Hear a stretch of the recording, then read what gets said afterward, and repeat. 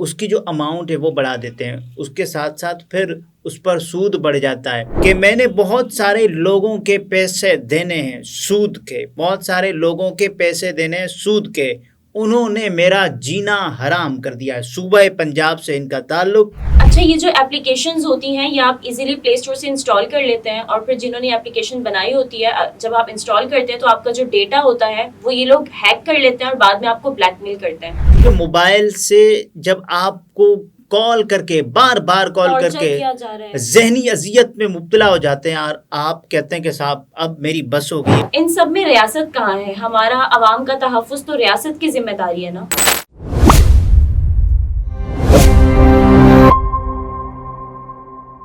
السلام علیکم، میں ہوں نمرہ سہیل، آپ دیکھ رہے ہیں الگ نیوز۔ عبدالستار ہمارے ساتھ ہیں۔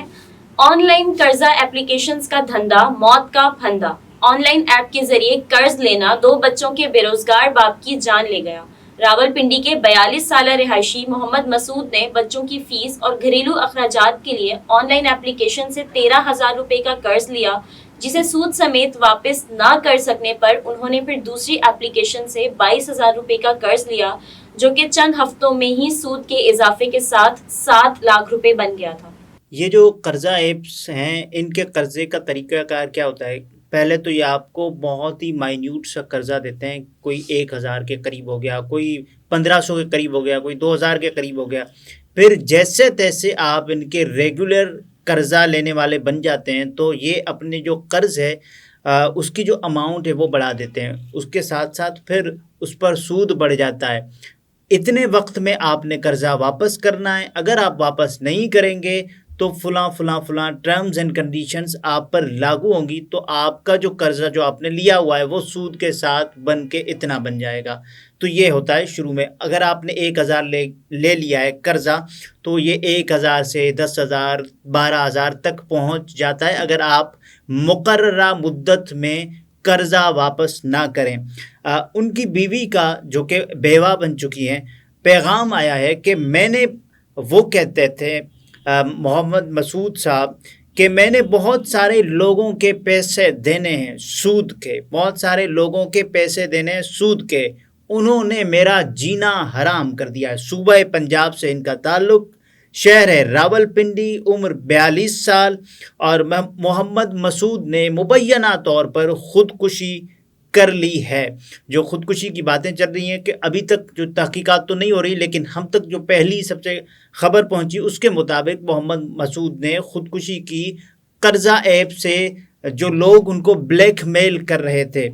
اپنی بیوی کو انہوں نے کیا کہا؟ اپنی بیوی کو انہوں نے یہ کہا کہ نہ تو میں آپ کے قابل ہوں اور نہ ہی بچوں کے قابل ہوں۔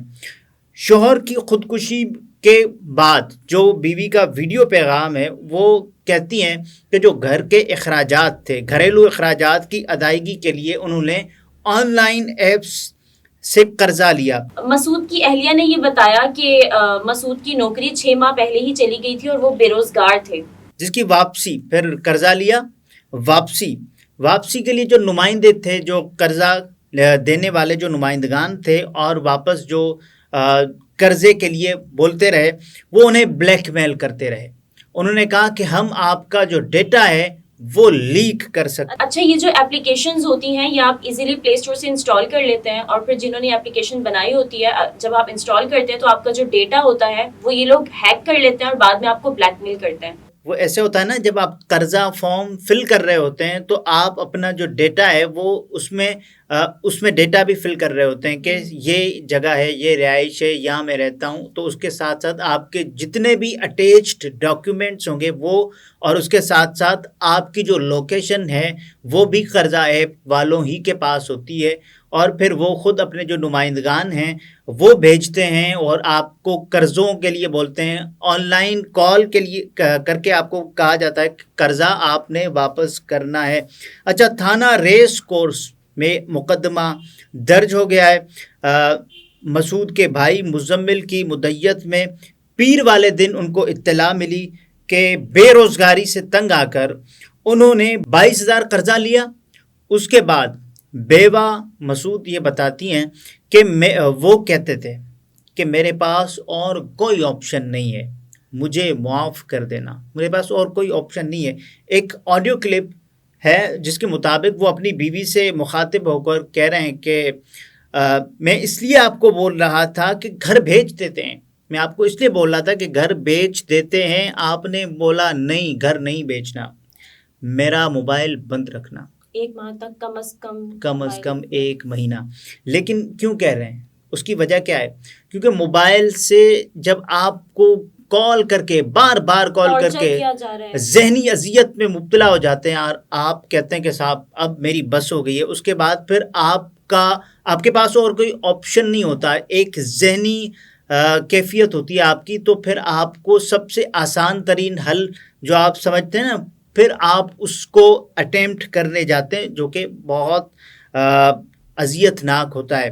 6 مہینے پہلے جو شوہر تھے مسعود, ان کی جو نوکری تھی وہ ختم ہو گئی تھی, کیونکہ ابھی جو چل رہی ہے نا مختلف انڈسٹریز میں کہ وہ خود کما نہیں رہی تو کیسے لوگوں کو ہائر کریں گی. جو ڈاؤن سائزنگ چل رہی ہے اس وقت مارکیٹ میں, تو مسعود نے پھر ایک آن لائن ایپ سے قرضہ لیا. نوکری چلی گئی, قرضہ لیا, اور قرضہ کتنا لیا؟ 13,000 روپے. 1 ہفتے بعد اس آن لائن کمپنی نے بتائی کہ رقم جو ہے سود کے ساتھ وہ کتنی بنتی ہے, وہ بنتی ہے 50,000 تک. قرضہ لیا 13,000 اور وہ سمجھتے ہیں 1 ہفتے میں بندہ اتنا امیر ہو جائے گا 50,000 تک. وہ واپس لے کیوں رہا ہے 13,000 پہ؟ جب آپ 50,000 قرضہ کیسے مطلب وہ چکائے گا؟ جو قرض کو چکانے کے لیے پھر اس نے کیا کیا؟ پھر اس نے جو دوسری لون ایپس ہیں ان سے قرضہ لیا. 13,000 کو مطلب 50,000 تک جو پہنچ گیا, اس کو چکانے کے لیے پھر ایک اور ایپ سے قرضہ لیا. وہ لیا 22,000 روپے. 1 ہفتے بعد وہ کہتے ہیں کہ اس آن لائن قرضہ ایپ نے ان کی زندگی اجیرن کر دی. اس کے بعد پھر کیا کیا انہوں نے؟ پھر قرضے پہ قرضہ. پھر انہوں نے اس قرض کو چکانے کے لیے لوگوں سے قرضہ لیا. قرضوں کی اس دلدل میں وہ پھنستے اور دھنستے چلے گئے. قرض کی وجہ سے ان کی جو جان ہے وہ بھی چلی گئی. اور اسی تناظر میں ایک لون ایپ کے نمائندے کی جو مبینہ آڈیو ہے وہ بھی اس وقت منظر عام پر ہے, جس میں اسے یہ کہتے سنا جا سکتا ہے کہ مسعود نے کمپنی کو 22,356 روپے ادا کر رہے ہیں. 22,356 سود کے ساتھ. تو متعلقہ آڈیو میں وہ کہہ رہا ہے, قرض والا جو قرض مانگتا ہے کہ آپ نے جو قرضہ دینا ہے, آپ نے قرض چکانا ہے جو آپ نے لیا ہوا ہے. کیا مذاق بنایا ہوا ہے تم لوگوں نے؟ میں آپ لوگوں کے گھروں میں, تم لوگوں کے گھروں میں کالیں کروں تو یہ اچھا لگے گا؟ وہ قرضہ اچھا وہ مختلف نمبر سے کالز بھی کرتے تھے.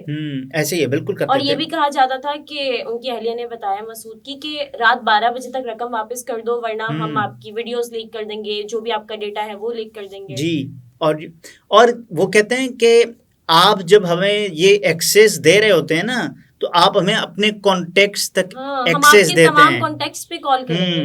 اور آپ جب یہ قرض لے رہے ہوتے ہیں تو آپ صرف کانٹیکٹس تک ایکسیس نہیں دے رہے ہوتے, اپنی گیلری تک دے رہے ہوتے ہیں, آڈیوز, ویڈیوز, پھر اپنی جو نجی لمحات, جو نجی زندگی کی جو ویڈیوز ہیں اپنے بیوی بچوں کے ہمراہ, تو وہ بھی ان کے پاس آ جاتی ہوں گی. تو پھر وہ سیو کر کے رکھتے ہیں, سیو کر کے, تاکہ پھر اس کو بلیک میل کر دیا جائے اور پھر قرضہ واپس لیا جائے. اچھا, مسعود نے, وہ کہتے ہیں کہ مسعود نے 13,000 روپے قرضہ لیا ہے. وہ آڈیو کلپ کے مطابق تم سارے فراڈیے ہو اور سارے کانٹیکٹ تک ہماری رسائی ہے.